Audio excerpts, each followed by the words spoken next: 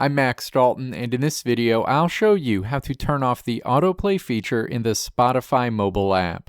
This stops your music at the end of your chosen songs, playlist, or album, and recommended content will not start playing at the end of your selection.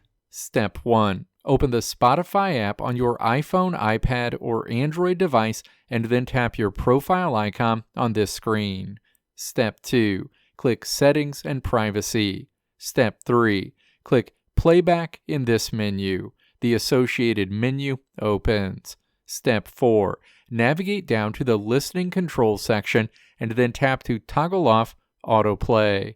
Going forward, your music will stop at the end of your chosen songs, playlist, or album, and recommended content will not start playing at the end of your selection. Let me know if this video helped you out in the comments below. If you liked what you saw here, click the video links on the right side of the screen to check out another video. Or click the logo on the left side of the screen to check out my tutorial website at www.maxdalton.how.